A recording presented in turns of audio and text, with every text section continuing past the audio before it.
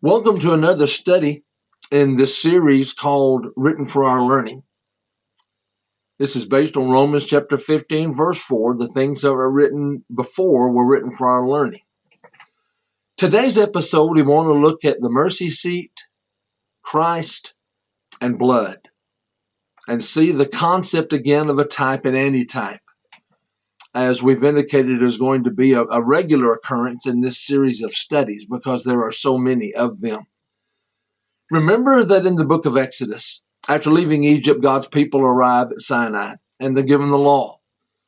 In Leviticus, we see much of the detail that is provided. In Exodus, we see the details regarding the tabernacle, and then we see the concept of Levitical law that is to be performed. And the Ark of the Covenant became a key component as it related to God dealing with the sins of the people. The Ark of the Covenant, remember, was in the most holy place, and the high priest only could go in there one time per year.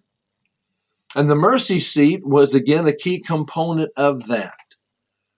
If you can remember the way it's described, you've got two cherubim that are on the mercy seat, the lid of the Ark of the Covenant, and their wings outstretched. And it was thought by the people that God dwelt between the cherubim there. So anytime they saw the tabernacle, they had the understanding that God was with them and he dwelt there, again, in that very symbolic way that this is seen.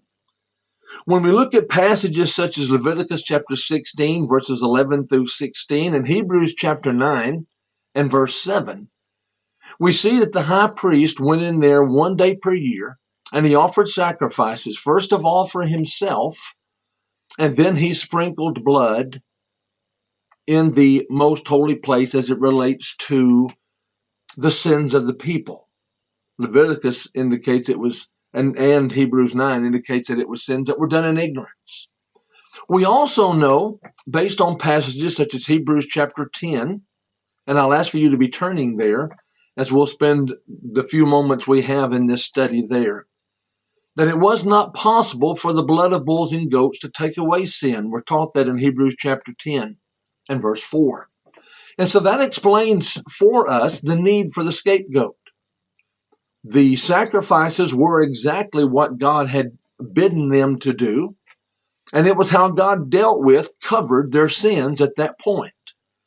But there was another component that was also involved on the Day of Atonement, and that was the high priest symbolically laying the sins of the people on a scapegoat and then turning the scapegoat out into the wilderness. You see, the sacrifice covered those sins, but it did not take them away, nor did it completely satisfy the wrath of God. It took the sacrifice of Christ to do that. You see, Christ was of the same type. He came in human form, and he died. He shed his blood to deal with, take away the sins of all people. Let's look to Hebrews chapter 10, verses 8 through 13. Then I want to close with a reading of Romans chapter 3 and verse 25. Hebrews chapter 10, beginning in verse 8.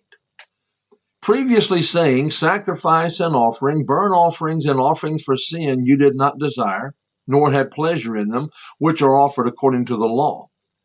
Then he said, behold, I have come to do your will, O God. He takes away the first, that he may establish the second. By that will we have been sanctified through the offering of the body of Jesus Christ once for all. And every priest stands ministering daily and offering repeatedly the same sacrifices which can never take away sins. But this man, after he had offered one sacrifice for sins forever, sat down at the right hand of God, from that time waiting till his enemies are made his footstool. Christ was indeed the one that offered the sacrifice that it took to fully satisfy the wrath of God as it relates to sin. You've got a perfect sacrifice for mankind.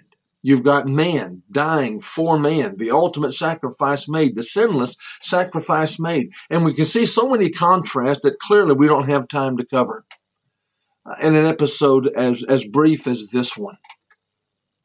But remember, the high priest every year offered sacrifices on the Day of Atonement. When you look at the Levitical priests, there were sacrifices made on a regular basis for sin. And you can look at the book of Leviticus and we can get the details of what sacrifice was needed for what sin and what was accomplished. That was the old system.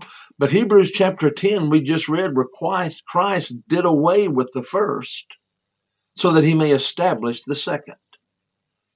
Ephesians chapter 2 and Colossians chapter 2 both tell us that Christ nailed the old law to the cross with its sacrifices to establish the new. His death on the cross, the shedding of his blood, provided the ultimate sacrifice for all men, making it possible for all men everywhere to be saved. Remember, if we look at Leviticus, that was reserved for the Jews. That was Mosaic law. The Gentiles were still under another law, patriarchal law. But now all are brought together in one.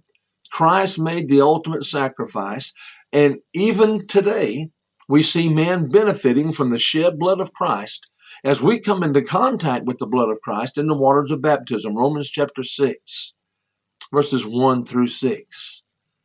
But let's close by reading Romans chapter 3 and verse 25, and making just one or two observations there.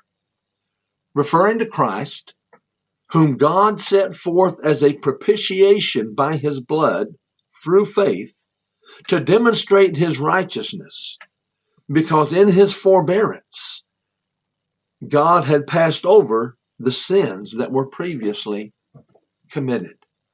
Beginning in Genesis chapter 3, verse 15, we see God formulating a plan that was in his mind before the foundation of the world, Ephesians 1:4, that was going to culminate in the seed of woman blessing mankind. We see Genesis chapter 12, chapter 15, chapter 18, and we see that promise then narrowing down through Abraham and his household all the way down to Judah, Christ being from Judah.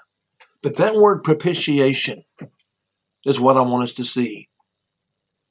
If the blood sprinkled on a cross under the Old Testament system had satisfied the wrath of God, we would not need Christ. But that word propitiation means satisfied. You see, the wrath of God against sin was satisfied in the shed blood of Christ. And we now see the benefits of that and our having our sins taken away. Christ is our scapegoat. And we have confidence and boldness through this sacrifice and the blood shed by Jesus Christ.